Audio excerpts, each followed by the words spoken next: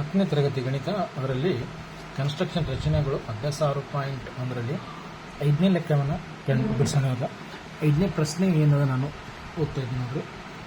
B C 6 centimetre, A B 5 centimetre ಮತ್ತು A B C ಸಮನಾಗಿದೆ 60 degree ಇರುವಂತೆ A B C ತ್ರಿಭುಜವನ್ನು ರಚಿಸಿ.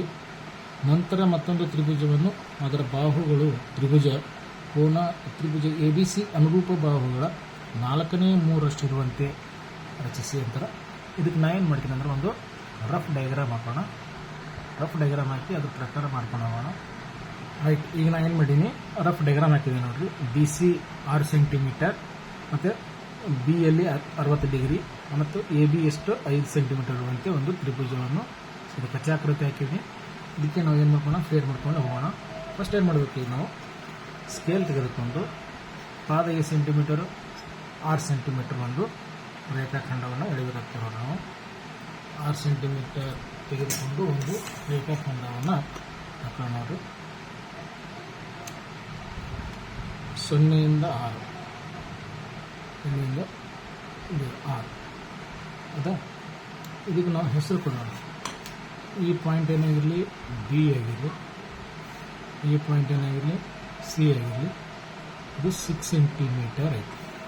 Next ನಾವು ಏನು ಮಾಡಬೇಕು, ಈಗ ಬಿ ಯಲ್ಲಿ ಎಷ್ಟು ಡಿಗ್ರಿ ಮಾಡಬೇಕಾಗ್ಯದ 60 ಡಿಗ್ರಿ. ಎ ಯಲ್ಲಿ 60 ಡಿಗ್ರಿ ಮಾಡಬೇಕಂದ್ರೆ ನಾವು ಕೋನ ಮಾಪಕ ಸಹಾಯದಿಂದ ಮಾಡ್ಬೋದು ಅಥವಾ ಕೈವಾರಲಿಂದ ಮಾಡ್ಬೋದು. ನಾನು ಇಲ್ಲೇನು ಮಾಡ್ತಾಯಿದ್ದೀನಿ, ಕೋನ ಮಾಪಕ ಬಳಸಿ ಮಾಡ್ತಾಯಿದ್ದೀನಿ, ರಚನೆ ಮಾಡ್ತೀನಿ. ನೋಡಿ ಎಷ್ಟು ಡಿಗ್ರಿ ಅಂದರೆ 60 ಡಿಗ್ರಿ ಅಂತ. 60 ಡಿಗ್ರಿ ಹೆಂಗೆ ಮಾಡಬೇಕಂದ್ರೆ 0 ಇಂದ 0, 10, 20, 30, 40, 50, 60. ಇಲ್ಲಿ 60 ಇದೆ. ಇಲ್ಲಿ ನಾವು ಪಾಯಿಂಟು ಗುರ್ತು ಮಾಡ್ಕೋಬೇಕು. ಇಲ್ಲಿ ಪಾಯಿಂಟ್ ಗುರ್ತು ಮಾಡಿದಾಗ ಈಗ ಏನು ಮಾಡಬೇಕು, ನಾವು ಎ ಬಿಗೆ ಇದು ಬಿ ಸಿ ಅಂದರೆ ಅದು ಎ ಇರುತ್ತೆ. ಅದಕ್ಕೇನು ಮಾಡಬೇಕು, ನಾವು ಕರೆಕ್ಟ್ ಸ್ಕೇಲ್ ತೆಗೆದುಕೊಂಡು 2 ಪಾಯಿಂಟನ್ನು ಜೋಡಿಸೋಣ. ಈ ಪಾಯಿಂಟು ಈ ಪಾಯಿಂಟಿಗೆ ಏನು ಮಾಡೋಣ, ಕರೆಕ್ಟ್ ಜೋಡಿಸೋಣ. ಈ ರೀತಿ ಬಂತು. ಈಗ ನಾವು ಇದು ಬಿ ಪಾಯಿಂಟ್ ಐತೆ. ನೆಕ್ಸ್ಟ್ ಏನು ಮಾಡಬೇಕು, ಈಗ ಎ ಬಿ ನಮಗೆ ಎಷ್ಟು ಸೆಂಟಿಮೀಟರ್ ಬೇಕಾಗಿದೆ ನೋಡಿರಿ.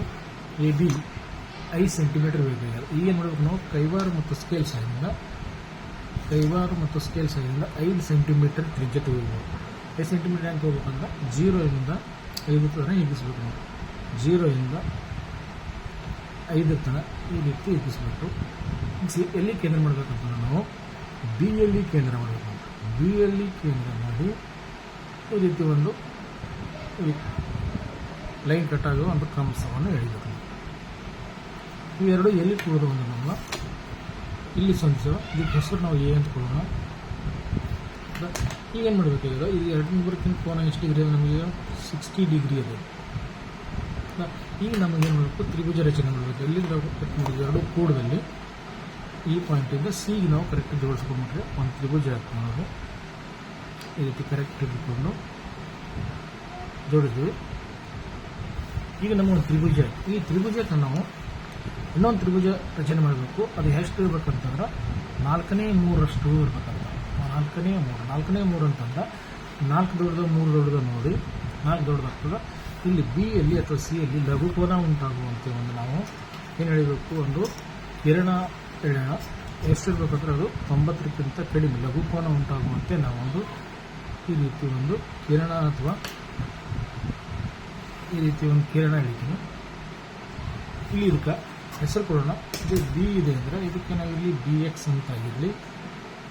ಅದ ಇನ್ನು ಎಷ್ಟು ಸಮಭಾಗ ಮಾಡಬೇಕಾಗಿದೆ ಅಂದರೆ 4 ಮತ್ತು 3 ಇದೆ ಅಂದರೆ 4 ಯಾವ ದೊಡ್ಡದಿರ್ತದೆ ಅಷ್ಟು ಸಮಭಾಗ ಮಾಡಬೇಕು. ನೀವು ಎಷ್ಟಾದರೂ ನಿಮ್ಮ ಅನುಕೂಲಕರ ತ್ರಿಜ್ಯ ತೆಗೆದುಕೊಂಡು ಒಂದು ಸಲ ಚೇಂಜ್ ಮಾಡಿದಾಗೆ ಫಸ್ಟ್ ಎಲ್ಲಿಡಬೇಕು, ಬಿ ಯಲ್ಲಿ ಕೇಂದ್ರ ಮಾಡಬೇಕು. ಬಿ ಯಲ್ಲಿ ಕೇಂದ್ರ ಮಾಡಿ ಈ ರೀತಿ ಕಂಸ ಎಳಿಬೇಕು. ನೆಕ್ಸ್ಟ್ 2 ಎಲ್ಲಿ ಕೂಡವಲ್ಲ ಅಲ್ಲಿ ಕೇಂದ್ರ ಮಾಡಿ ಮತ್ತು ಇನ್ನೊಂದು ಕಂಸ ಎಳಿಬೇಕು.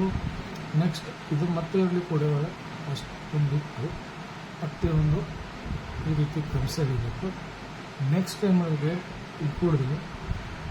ಈಗೇನು ಮಾಡಬೇಕು, ಅದಕ್ಕೆ ಇಷ್ಟಕ್ಕೆ ಹೆಸರು ಕೊಡೋಣ. ಎಲ್ಲಿ ಕೂಡವಲ್ಲ ಈ ಪಾಯಿಂಟ್ ಏನಾಗಿರಲಿ B1 ಆಗಿರಲಿ, ಈ ಪಾಯಿಂಟ್ B2 ಆಗಿರಲಿ, ಈ ಪಾಯಿಂಟ್ B3 ಆಗಿರಲಿ, ಈ ಪಾಯಿಂಟ್ ಏನಾಗಿದೆ B4 ಆಗಿರಲಿ.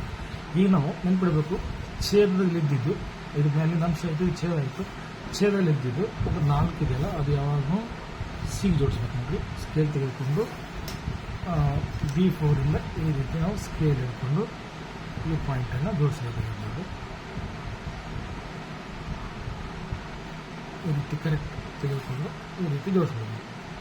ಈಗ ನಮಗೇನಾಯಿತು, 4ರಲ್ಲಿ ಒಂದು ಹಾಕ್ತೀವಿ. ಈಗ ಅದೇ ರೀತಿ 3ರಲ್ಲಿ ಒಂದು ಸಮಾನಾಂತರ ರೇಖೆ ಹಾಕಬೇಕು. ಇಲ್ಲಿ ಇನ್ನೊಂದು ಸಮಾನಾಂತರ ರೇಖೆ ಹಾಕಬೇಕಂದ್ರೆ ನಾವು ಎಷ್ಟಾದರೂ ಒಂದ್ಸಲ ಕೈವರೆಗೆ ಎಷ್ಟಾದರೂ ತೆಗೆದುಕೊಂಡು ಅನುಕೂಲಕ್ಕೆ ತೆಗೆದುಕೊಂಡು ಎಲ್ಲಿ ಕೇಂದ್ರ ಮಾಡಬೇಕಂದ್ರೆ ಎಲ್ಲಿ ರಚನೆ ಮಾಡಬೇಕಾಗಿದೆ ಇಲ್ಲಿ ಸಿಕ್ಕಿದೆ ಅಂದರೆ ಇಲ್ಲಿ ನಾವು ಎಷ್ಟಾದರೂ ಈ ಮ್ಯಾಲಿನ ಕಂಸ ಮತ್ತು ಕೆಳಗಿನ ಕಂಸ ಕೊಡೋದು ಎಷ್ಟಾದರೂ ಹೆಚ್ಚಿ ಈ ರೀತಿ ಕೆಳಗಿನ BX ಲೈನು ಮತ್ತು ಈ AC ಲೈನ್ ಈ ರೀತಿ ಕಟ್ ಆಗುವಾಗೆ ಒಂದು ಕೋನ ಮಾಡಬೇಕು. ನೆಕ್ಸ್ಟ್ ಇಲ್ಲಾದಮೇಲೆ ಎಲ್ಲಿ ಮಾಡಬೇಕಾಗಿದೆ, ಇದು 4 ಆಯಿತು. ನೆಕ್ಸ್ಟ್ 3ರಲ್ಲಿ ಮಾಡಬೇಕಾದ್ರೆ ಇಷ್ಟೇ ತೆಗೆದುಕೊಂಡು ಚೇಂಜ್ ಮಾಡಿದಾಗ ಇನ್ನೊಂದು ಕಂಸವನ್ನು ಈ ರೀತಿ ಎಳಿಬೇಕಾಗಿದೆ. ಎಳೆದ್ವಿ.